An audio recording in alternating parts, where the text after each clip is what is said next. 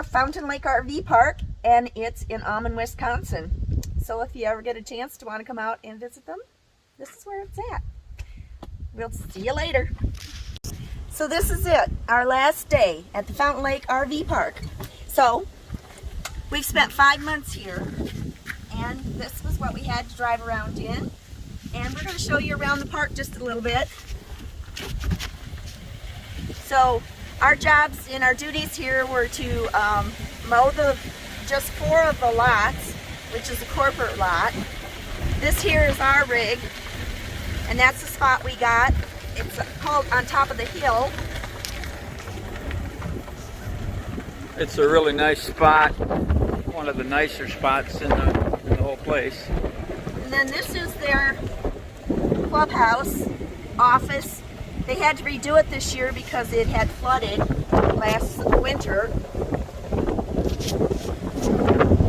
We're coming up now onto the rally field, and they had 3 rallies this year. They had 2 that canceled because of the COVID-19. This is our other camp host family. This is Mike and Jane. We shared the duties. We were on 2 days, off 3, on 2. And so we each got a weekend off that way. A lot of these are permanent spots that they sell, and then the people only pay a $300 fee a year plus their electricity.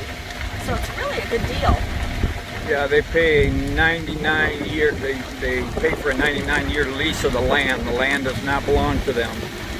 Just the rig. Whoa, that does a mud puddle. We had a big rain today, so there's a little bit of a mud going around here. You need to miss the mud puddle. Okay, I'll try.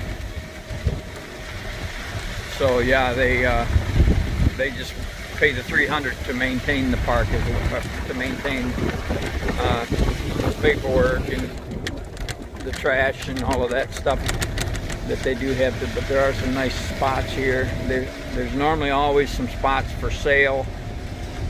You're limited to owning 3 spots in here, so This a lot is of the compost pile. yeah, this is where they did pile. Here's where they get their wood. Yeah, the rally field has free wood for everybody, whoever wants to use it. They're out here, you can get it if you don't see any there. And this is one of the back trails. They have a nature trail that everybody puts their used lawn ornaments on. But this is the trail in between the campground and the rally field. Yeah, this is the grandkids' favorite out here. That's one thing about this park. It's a 55 plus park, so it's not real friendly. It's not a lot of things to draw young kids. And this is the other part of the park. This has over 300 sites on it. It used to be a Airstream park before they traded it over to here. And it used to have the access to the lake, which the lake now you access through the road because they gave the lake back to the government, the state to run. A lot of people are gone now. It's a lot of empty spots now because everybody's going for the winter, for the summer. The place closes completely down. The place closes completely down October 3rd, which is in 2 days. Today's the 1st, and they close down permanently. Which doesn't mean that there's not going to be anybody here. They're allowed to stay. They just won't have any water. They won't have the full use of the place. They won't have water and that. They'll have to bring in their own water. The electrical stays on for them, so they can do that. Anything that, because there's a lot of guys who keep the place for deer hunting in the area, which I guess is really nice deer hunting here. So yeah, it's $30 a day, $175 a week if you want to rent a site. Then it's $1,400 for the season if you want to do a season. And here's some of the people. In fact, the gentleman right here is the new president's husband. She just got elected in. And there's a guy getting his rig ready for the winter. And we're just... And this is just more of the sites. It's a pretty big park. Unfortunately, there is only 4 corporate sites that they rent out for the year, and then after that, it's pretty much the rally field is open. And while we were here, Rick built a deck for this gentleman right here. Yeah, I spent a lot of time on this gentleman's property putting this deck together for him. And he built the chairs And also the chairs on the deck.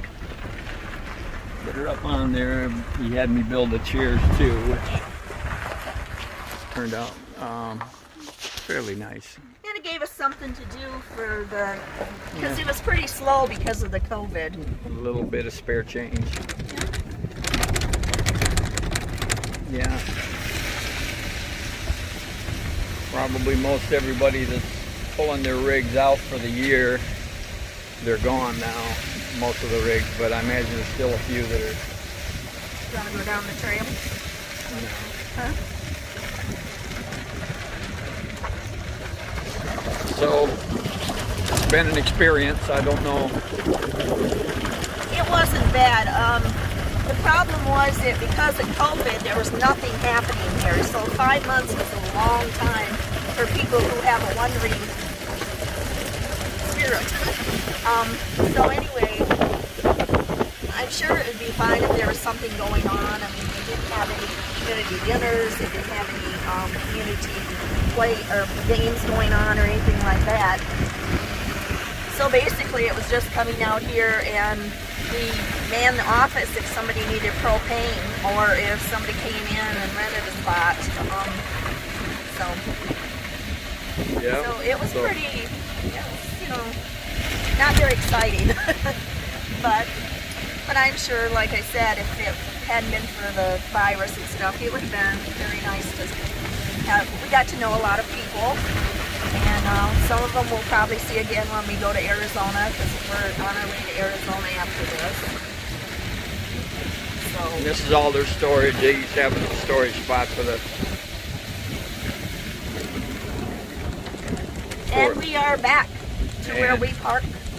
And so that's our little tour of the park that we stayed for 5 months. And that's why you haven't seen much of us for 5 months, because this is where we've been. And there hasn't been really anything that we.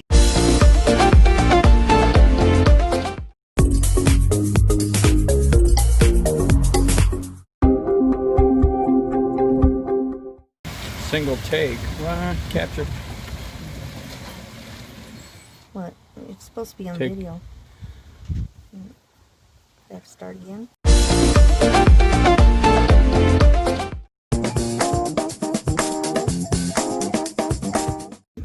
I got it. Okay. So this is it. Our last day at the Fountain Lake RV Park. We spent 5 months here being camp hosts. And